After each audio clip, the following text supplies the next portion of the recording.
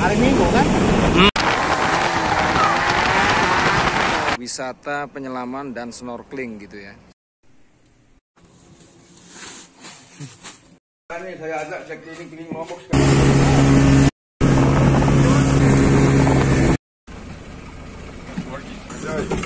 Oke. Khusus untuk guide, biara guide, kita langsung aja ke dapurnya seperti. Yang kedua ya, jadi divernya sudah nongol di sana. Lama safety stopnya?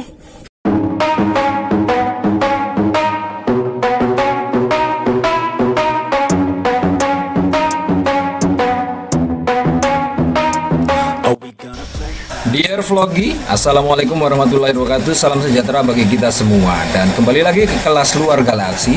Pagi ini pertanggal 26 Januari saya mendapat mandat sejak semalam untuk ikut dalam kegiatan guiding khusus tamu snorkeling ya. Sekalipun di kegiatannya juga campur dengan kegiatan aktivitas diving.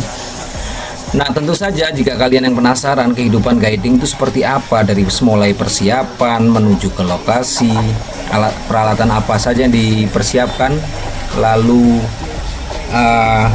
pokoknya serba-serbi lah tentang kehidupan guide itu seperti apa.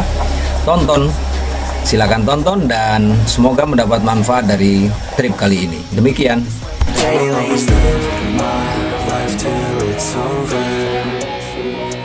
And I will not forgive those who hold me down. And I will never give up, I'm moving forward. And I will never miss my chance, take it now. And I will always live my feelings over.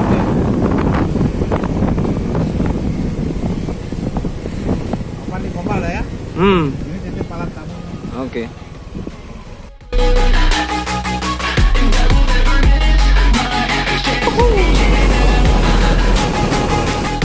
You got one life, so live it right. Keep your friends tight and your family in sight. Never cease to fight for the things you think are right, cause you just might find you control your own mind, hey, you'll be fine. Oke, selamat pagi teman-teman kelas luar galaksi. Kembali lagi kita turun lapangan lagi ya. Tapi ini bukan tentang survei lagi, tapi lebih ke kegiatan apa ya, guiding di sektor usaha apa ini namanya, wisata penyelaman dan snorkeling gitu ya. Saya hari ini diajak bergabung di salah satu perusahaan yang namanya Bagus Diver. Kebetulan tadi saya sudah antar, ini kita naik motor di belakang ini. Jadi tamunya kita satu bosnya pemilik Bagus Diver tadi sempat kita hantar di apa tadi ya, Puri Mas. Nah, selanjutnya kita ini masih nongkrong sebentar di belakang sini. Baru kita ngarah lagi nanti ya ke base campnya yang ada di Teluk Kombal. Jadi demikian perjalanannya. Yuk, gas.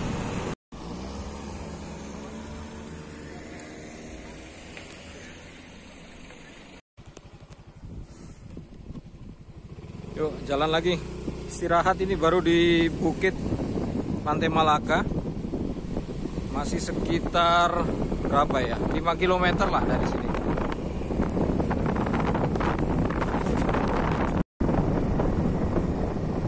Oh, ini baru di Pantai Pandanan. Lanjut lagi.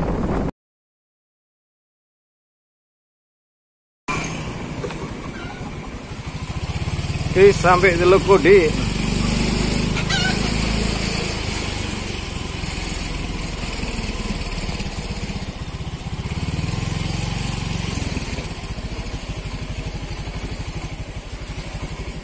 Assalamualaikum, Pak Musa.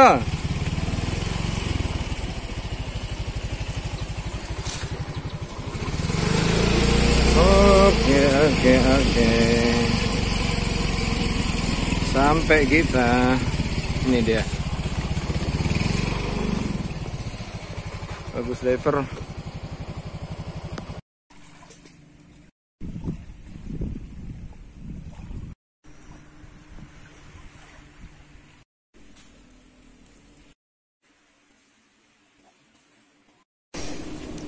Oke, jadi selamat pagi semua rekan vloggy. Kita sudah tiba di base campnya Bagus Diver, lebih tepatnya nama lokasinya di sini Teluk Kombal ya, bukan Teluk Kodik. Jadi seperti skenario pekerjaan hari ini, jadi saya nanti diamanati untuk bawa satu tamu snorkeling. Kayaknya orang Jepang, tapi yang sudah lama tinggal di Jakarta, kayaknya sih begitu. Sementara yang lain-lain ada beberapa tamu nyelam yang akan dihandle oleh ini si bosnya Bagus Diver. Sementara tempat juga, di sini juga masih dalam kondisi sepi ya, kosong. Nggak tahu mana ini personelnya yang lain belum ada. Jadi saya akan nunggu beberapa waktu di sini. Sementara sekarang sudah jam 8:41. Yang seperti rencana sebenarnya kita akan bergerak jam 9. Nah, kondisi cuacanya yang tadinya kita jalan dari Mataram Ampenan ke arah Senggigi itu terang, sampai sini kok cenderung agak-agak mendung gitu ya. Ya mudahan sih nggak mengganggu suasana aktivitas wisatanya nanti. Demikian, nanti kita lanjut lagi apa yang bisa kita buat dalam footage. Yuk.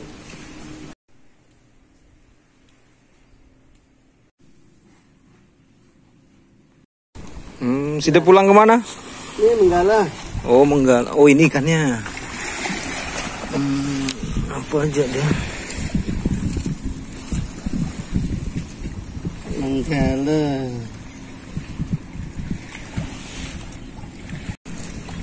Morris Idol namanya. Apa namanya ikan? Kalau bahasa anunya sih Morris Idol.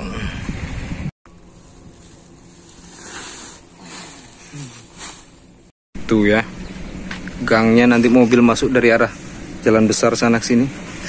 Belum nongol.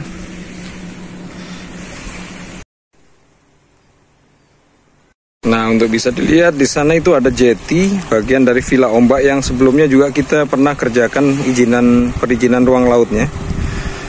Nanti kantornya di situ. Nah, ini gambaran dari Teluk Kombal ya. Sudah banyak tergerus sih kalau dibanding dari tahun 90-an dulu. Nih contohnya nih, abrasinya parah, rumahnya sampai tergerus. Habis begini loh.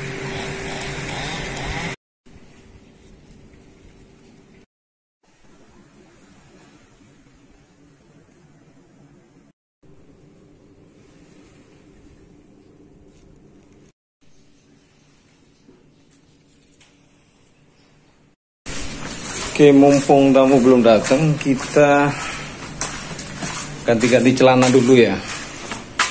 Tuh, ini bagian peralatannya, gudang di sini. Alat-alat snorkeling semua di sini plus mas visinya tergantung di sini. Yuk.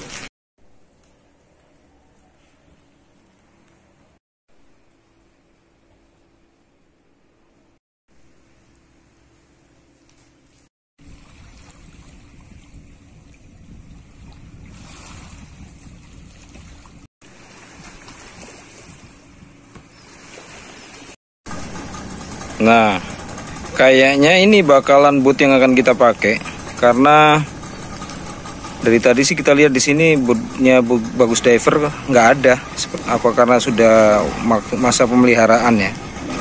Jadi memanfaatkan boot yang lain. Ini saya ajak cek keliling Lombok sekali. Siapa? Halal itu kita. Apa sih cari tukang orang ini? Kita cari tukang masak sini. Masa? Dari mana itu lokal? Everything alright? Okay, except the transmit. Nice night, man. Just bought this 3 days ago in online.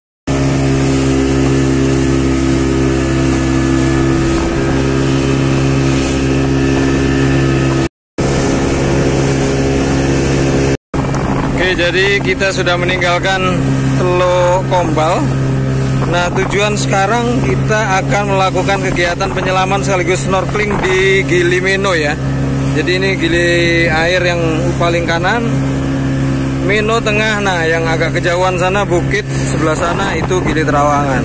Jadi kita yang tengah sini. Masih sekitar setengah jam perjalanan lagi.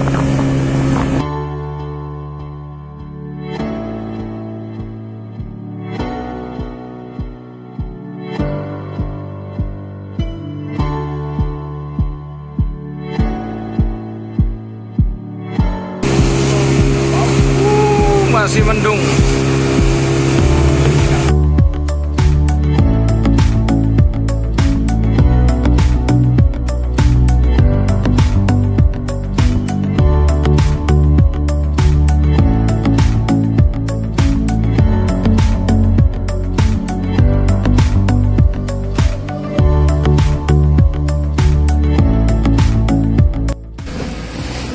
Perairannya tenang sekaligus jernih. Nah ini ya orang-orang perahu jukung yang lagi mancing.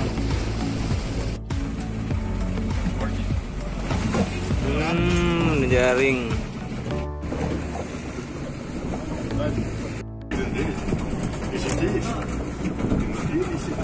Oke, ready.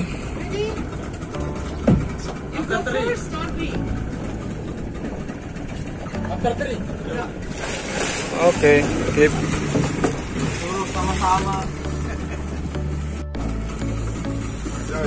Oke. Nah, kita yang snorkeling ini. Sudah, mana sendalnya ini? Kita istirahat makan. Oke teman-teman, sekarang waktunya kita rehat dalam jeda kegiatan pasca snorkeling tahap pertama, sekaligus juga nyelam. Nah, jadi saya sedikit berbagi informasi. Jadi kalau di Gili, kalau misal kita bawa tamu lalu mengarahkan ke salah satu restoran yang ada di sini, apapun tempatnya ya, biasanya kita itu bisa dapat diskon makanan. Jadi khusus untuk guide, biar guide, kita langsung aja ke dapurnya seperti ini, kita nanti dapat menu khusus untuk makan siang. Nah, seperti itu. Ya, beda cerita kalau misalnya ditraktir tamu gitu kan. Nah, pada musim-musim high season biasanya bersaing tuh para pengusaha restoran. Jadi kalau guide-guide pada bawa ke masing-masing restoran, apa ya, kompensasinya bisa banyak, nggak cuma sekedar makan siang misalnya, kadang bisa rokok dan sebagainya.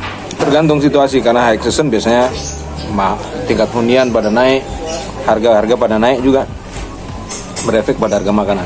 Jadi makanya kenapa selain bonus buat para guide juga akan banyak. Jadi mungkin kita makan siang dulu, nanti kita lanjutkan penyelaman kedua dan snorkeling tahap 2. Menarik, enak.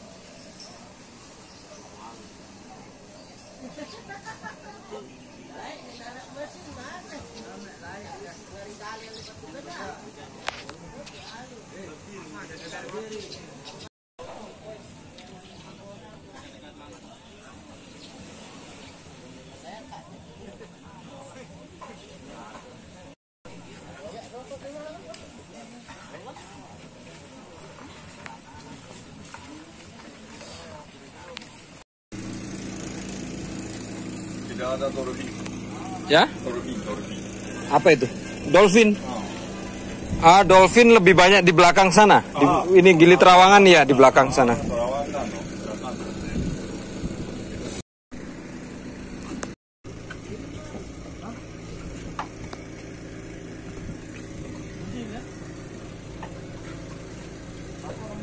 Ini sudah jeda di penyelaman kedua ya. Jadi divernya sudah nongol di sana. SMB-nya, surface marker buoyancy-nya sudah nongol, warna kehijauan di jauh. Jadi kita akan jemput. Ini sementara istirahat sambil nongkrong di beberapa kapal. Oke, jemput diver.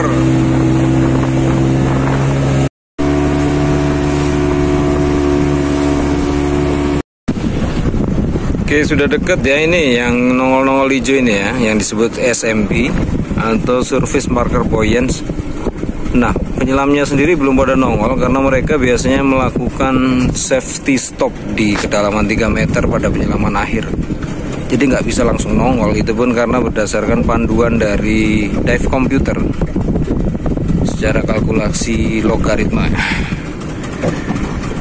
Ini Tyler nih, tamu snorkelingnya.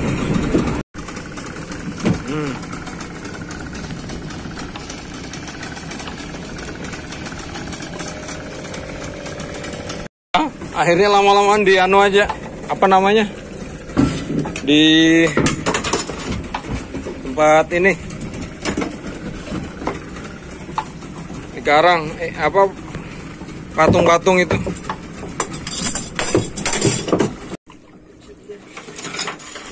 Lama safety stopnya?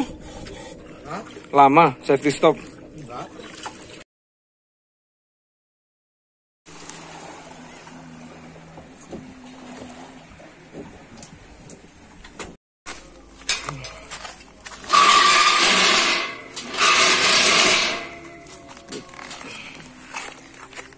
Aha, finally. Oke teman-teman, sudah sampai di wilayah Senggigi nih ya, di tikungan. Jadi tamu sudah kita hantar tadi langsung ke Hotel Purimas. Sementara saya di belakang tadi ngantuk sepanjang dari perjalanan dari apa itu namanya Teluk Kode sampai ke Hotel Purimas. Ya tertidur setengah-setengah gitu ya, ngantuk sekali loh. Tumben karena melakukan aktivitas guiding ya seperti ini ya. Ya intinya seperti itu, nanti kita akan bahas lagi. Sementara ini si Pak Bos Bagus Diver sedang mampir ke ATM si BNI ini ya. Entah mau nyongkel-nyongkel celengan katanya. Ntar kita lanjut info lagi. Much later that the old narrator got tired of waiting and they had to hire a new one. Tomorrow. Oke teman-teman, jadi kita sudah ada di rumah kembali. Jadi pasca penyelaman dan kegiatan guiding tentang tamu snorkeling yang terakhir kemarin ya, orang Jepang. Jadi sebenarnya sih mohon maafnya begini, nggak semua adegan bisa ditampilkan karena yang sebenarnya bagaimana sih kehidupan apa serba-serbi dalam kegiatan guiding yang biasanya diawali dari persiapan alat, kesiapan tamunya sendiri, lalu kesiapan kita sendiri sebagai guide-nya. Lalu juga ada apa ya? Sebenarnya keberhasilan dari tingkat guide kegiatan pemanduan itu sendiri bisa dilihat dari persiapan tadi ya, yang kita sendiri sebagai guide-nya, kesiapan tamunya bagaimana, apakah memang dia booking sebelum, lalu pada saat hari itu memang dia dalam kondisi fit apa tidak. Nah, itu juga bisa mempengaruhi ya kegiatannya, lancar tidaknya. Lalu juga dengan kondisi alamnya seperti apa gitu ya, karena memang yang kita ketahui pada saat-saat ini kondisi cuaca memang sedang dilanda aktivitas angin barat, yang artinya yang kita lakukan kemarin itu dia pada saat kondisi angin sedang tenang, dalam kondisi jeda yang sebentar saja, karena di hari berikutnya ngamuk-ngamuk lagi anginnya gitu kan. Nah, selain itu juga ada nanti pasca kegiatan seperti apa, alat-alat harus kita cuci, masukin gudang, lalu ya kita bilas semua, biar nggak, karena ini berkaitan dengan air asin dan tentunya untuk perawatan alat itu sendiri umurnya gitu ya. Nah, satu yang menjadi catatan penting ketika kemarin bawa tamu si Jepang, nah dia sendiri itu ternyata saya pada awal, kalau untuk tamu snorkeling kan paling yang kita butuhkan itu kondisinya bagaimana, apakah penguasaan dia berenangnya baik, jawabnya baik. Tapi dia bikin satu catatan, tapi saya jarang melakukan kegiatan snorkeling. Nah itu sih, tapi karena dengan saya pikir dengan modal dasar berenang yang sudah cukup baik, artinya mestinya itu bisa berjalan dengan baik pula gitu ya. Tapi ternyata nggak begitu, karena pada saat kita memadukan kegiatan diving di lokasi spot yang agak sedikit dalam, sekitar 6 meter gitu ya, entry point-nya. Nah, daripada kita menghemat waktu nggak pindah-pindah, kita nyemplung di sekitar situ. Tapi faktanya karena dia tidak menguasai kegiatan snorkeling, ya gelagapan juga gitu ya. Ya itu bisa disikapin karena pola perubahan nafas yang menjadi salah satu kendala ya. Biasanya karena kalau kita berenang kan masih mengandalkan secara pola memang dia sudah terbentuk, masuk lewat mulut, hisapnya buang lewat hidung. Nah begitu juga dengan kinerja ketika menggunakan alat snorkeling. Suplainya tetap malah jalur buang dan masuknya lewat pipa snorkeling. Yang kalau nggak terbiasa, apalagi dengan kegiatan ngos-ngosan, nah itu yang akan bikin kepala pusing, kecapean. Karena udara itu kita harus secara tenang menghisap. Proses respirasi berlangsung di dalam paru-paru, lalu dikembalikan lagi CO2-nya keluar. Nah kalau dia masih keburu-buru, CO2 belum keluar total, sudah kita hisap lagi. Nah itu yang bikin karbon bisa mempengaruhi napas kita secara perlahan. Nah untuk tahu seperti apa, kalau kalian penasaran dengan materi-materi pengetahuan dasar tentang snorkeling, saya akan sertakan nanti di link bagian kiri ini. Bisa lihat di situ ya. Oke, jadi demikian kurang lebihnya. Adapun kegiatan snorkeling itu sendiri memang mendasarkan kepada kenyamanan, tapi sekaligus safety gitu kan. Kita nggak mau ada keinginan kejadian-kejadian musibah yang tidak diinginkan. Nah makanya dari itu kita harus lebih waspada dan mempersiapkannya lebih dini. Dan tentunya dengan keterbiasaan seringnya turun, itu akan terbentuk mental safety, mental peduli ke tamu seperti itu ya. Tentunya dengan pelatihan-pelatihan khusus tentu saja, seperti adanya materi pengenalan rescue diver, lifeguard dan lain-lain. Oke, terima kasih sudah nyimak. Kita lanjut kegiatan apa lagi untuk kegiatan trip maupun kelas luaran berikutnya. Demikian, assalamualaikum warahmatullahi wabarakatuh. Salam.